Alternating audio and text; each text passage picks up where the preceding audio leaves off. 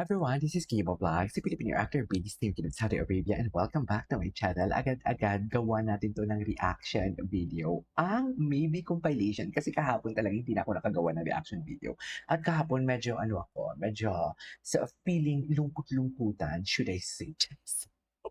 Feeling lungkot-lungkutan, hindi naman lungkot-lungkutan. What I'm trying to say is parang ang sabi ko nga, akala ko talaga is walang mga ayuda ang maybe sabi ko sa inyo, nasa likod talaga ng camera ang atake. 'Di ba? Nasa likod talaga ng camera. But anyhow, shout out ko lang si Ma'am Shogo and Malos. Hello, Ma'am. Thank you so much sa mga pag-recommend ng video mo. Pero I hope na maano natin dito, makita natin dito ang mga video na ni-recommend mo. But I'm really, really thankful po na binigyan mo. I will try my very best na maipasok dito ang mga video. Kasi ang system kasi, hindi ko pinipili ang video. Kaya minsan nasasabi niyo na paulit-ulit ang video na napapanood ko. Kasi yun yung nire-recommend ng OBS ko. OBS kasi ang ang tawag ko dito sa akin. So, i-shoutout ko lang talaga. Thank you so much po. Wait lang. Sino nga ba yun? Si Ma'am Shogo and Malus. I-shoutout ko lang siya. Ma'am Elizabeth, I think din sumakit ang ulo ni Ma'am Elizabeth. Maraming salamat. Thank you so much. Miss Pia, thank you so much. And Miss Rose Taya, Rose Raya, Ma'am Rose, thank you so much. Basta maraming salamat sa inyong lahat sa mga sumusuporta. Anyhow, gawa natin ng reaction video. Gusto ko lang tong basahin, no? Gusto ko lang tong basahin. Sabi ni Ma'am Shogo and Malos. Raisa seems to be the anchor. Bimbi never knew he needed. When his mom was diagnosed with serious health condition, Bimbi learned to stay strong. Not only for her, but also for his older brother. This is one thing that I really admire talaga kay Bimbi. Kasi knowing that Bimbi is only minor, pero yung utak niya, yung maturity just to took good care or taking good care sa kanyang kapatid and at the same time kay Chris, hindi biro yun. Parang give up nga ni Bimbi yung kanyang childhood eh, 'di ba? Just to, magampanan niya yung obligasyon. Hindi niya actually obligasyon yun, pero maipakita niya lang ang care at pagmamahal sa kanyang kapatid at sa kanyang nanay na si Chris Aquino. Through the years, he quietly carried many responsibilities and remained a source of strength for his family. During the time, he and Raisa lost touch after sharing beautiful childhood memories in My Little Bossing. Raisa was also growing up with responsibilities of her home. This is one thing that I'm pretty sure talaga na bakit masasabi ko na relate talaga silang dalawa. Kasi, what do you call this? Kasi,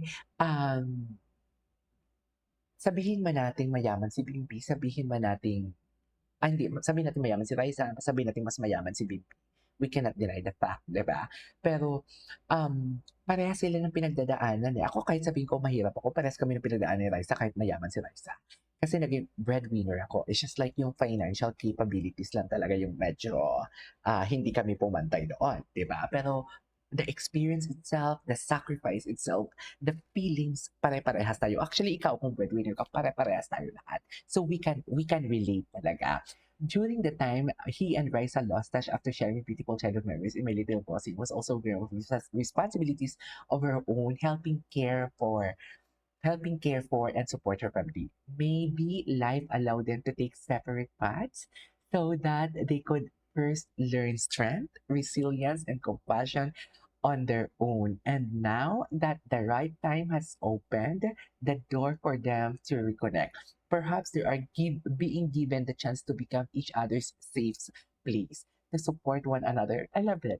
Share lives, responsibilities, and make each other crosses feel a little lighter. Comment ko sa TikTok, grabe si Maybe, nakakabagets of fun reacting, sabi ni Mom Shogo and Malus. Actually, I couldn't agree more. Tama naman, Mom, yung sinabi mo. Um, Alam mo yung oo, pinaghiwalay man sila ng pagkakataon, ng panahon for the 13 years, pero ang pagbabalik nila ay alam mo yung naging strength nila yung experience na yun and nagiging light na lang sa kanila wait lang ha, whether for example si Pimpy hindi makapunta sa Itbulaga, maintindihan ni Raisa yun. 'Di ba? Kasi matured na sila, eh. Pero kung alam mo mga minor na yon, for example si Raisa minor, "Ano ba yan? Palagi ka na lang wala dito sa tabi ko." Sabay gano'n, 'di ba, "Ano ba 'yan palagi ka na lang wala sa tabi ko, bakit gano'n?" Pero ngayon kasi naiintindihan na ni Raisa kasi pinagdaanan din ni Raisa 'yun. Ang magiging breadwinner, ang alam mo yung parang alam nila kung anong priority nila. Hindi ko naman sinasabing hindi priority ni Bibi. Si Raisa hindi din priority ni Raisa si Bibi. It's just like they know how to weigh the situation. You know what I mean? They know kung ano yung dapat unahin, 'di ba? Which is tama nga din naman, family first. And I really love them. Alam mo kung sila man ang magki-click, kung sila man, kung magiging sila man in the near future, masasabi ko talaga na magaan ang life nila because pareha sila ng ano, eh, pareha sila ng pinagdaanan, eh. So, yung isa kung wala ang isa sa tabi ng isa, maiintindihan nila ang isa't isa because they really know how to weigh the situation nga. And wait lang, ito na naman. Sorry kahapon, kasi sabi ko nga 'no, let us just spread positivity. Sorry kahapon kung umalma ako sa isang nagko-comment na baka si Karen talaga at si Bibi sini-secret lang nila. Okay, isa-isahin natin 'to. Ako ay wala akong against talaga kay Karen. Si Karen mabait talaga siya, very talented. Nagwo-work lang din talaga si Karen, 'di ba? Ang mga bashers lang talaga din ang naglalagay ng shade para, alam mo 'yun, madamay ang pangalan ni Karen. Sige, pero papatulan natin. Kung si Karen may secret hindi ko alam kung saan nanggaling pero hindi ko nga kaya kahit sabihin natin 'to, pero hindi ko talaga kaya. Pero sige na, kung sabihin na natin na okay, sige, may Karen at Bibi. Sa palagay niyo, papalag si Raisa na buhat-buhatin siya ni Bibi? Sa palagay niyo, papayag si Raisa na kagat-kagatin siya ni Bibi kung may Karen, kung may secret? Sa palagay niyo, kakagat-kagat si Bibi kay Raisa at bubuhat-buhat si Bibi kay Raisa kung may Karen?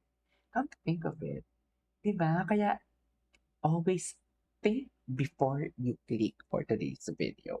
Okay, ang haba ng intro natin, 7 minutes na. Wala pa tayong napapanood. Anyways, panoorin natin 'to.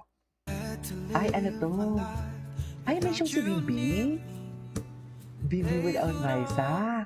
May show pala si Bimbi dito? Ay, ang gwapo ni Bimbi. Bimbi, I realize one thing, spend with people with your love. Okay. Ay, ang gwapo ni Bimbi. Saan 'to? May nag-comment dito, may next president. Oo naman, son. Bimbi is si Bimbi, for me si Bimbi, he is too good para, kasi alam na ba din naman talaga natin ang politics. May maganda kang gawin, may hindi ka magandang gawin, may sasabihin talaga sa'yo. But for me talaga, sana hindi siya pumasok sa politics kasi hindi niya deserve kung ano man ang sasabihin sa kanya ng mga tao na negative. Kaya nga yung pangalan, showbiz pa lang, sinasabi ko na hindi deserve ni Bimbi to, na masabahan ng mga ganyan, yung tipong ina-accuse siya na bakla daw siya and everything. Hindi deserve ni Bimbi yan. 'Di ba? Kaya nga mas okay, 'di ba, diyan pa nga lang umaalma na tayo, much more pa talaga kung magiging pumasok siya sa politics. Pero kung yun talaga yung calling niya, why not, 'di ba? Kung yun talaga, eh, di go. Pero parang masasaktan ako for Bimbi kung ano man ang sasabihin sa kanya kasi, politics, 'di ba? May maganda kang gawin, may hindi ka gandang gawin. May maganda kang gawin, marami kang magandang gawin, may mali ka lang nagawa isang beses lang, burado ka na, isusumpa ka na ng mga tao. Pilipino nga ni charis, eme, 'di ba? Ay, ito, wait lang. Panoorin natin 'to. Ay, kagat siya, cutie. Sa palagay niyo kung may Karen, gaganyan-ganyan siya. Come to think of it, ayoko naman idamay si Karen pero 'di ba? Ay, oh, 'di ba? He is doing something talaga. Ay, I love this edit, charis, kinikilig naman lahat. Ay, wait lang bago ko kalimutan, pa-like naman ako ng photo ng pamangkin ko sa Facebook. Nasa comment section ang, what do you call this? Nasa comment section ang, what do you call this? Ang link. Pagkatapos yung panoorin ko, click nyo agad yung link na yon, tapos like na lang kayo. Okay? Like nyo na lang yung ano, heart pala, heart. Okay, heart. Ay, atake. Ito. Tingnan natin 'to. Ay! Bakit gano'n siya? Sabi ko sa inyo, he is doing something talaga. He is doing something talaga para lang talaga mapansin ni Raisa May. 'Di ba? Teka lang. Kaya ko hinahanap ang kaiba. Di ba? Tama yan, Bim. Tama talaga yan. Walang mali sa nararamdaman natin for today's video. Ay, wait lang. Ano yun? Napindot ko. Hands up ang gwapo ni Bimbing. Ay, ito. Ay, may mga ganito pala talaga. May mga pag-aakay pa pala talaga. Ay! Ganun ba talaga dapat, ma'am? They are doing something talaga, no?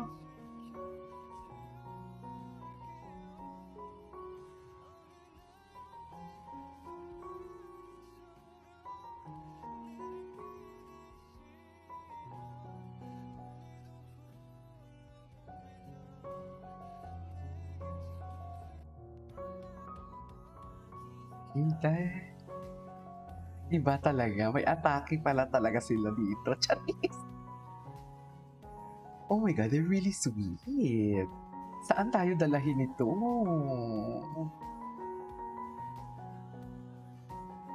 Ma'am, pwede niyo bang i-explain sa akin 'to, ma'am? Charis! Pwede niyo ba 'tong i-explain sa akin? Ay, oh my God, he's really gwapo. Gwapo talaga siya pag naka-smile. Gwapo talaga siya pag nakaka-smile. Ay, ay, he's really happy, 'no? Ang dami pala talaga nilang ayuda kahapon.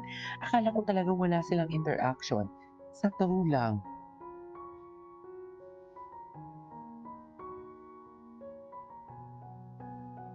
Hmm. Anyways, that is all for today's video. This is Kimo Vlogs, and see you on my next vlog. Bye! Uy, huwag niyo kalimutan pa-like ako, ha?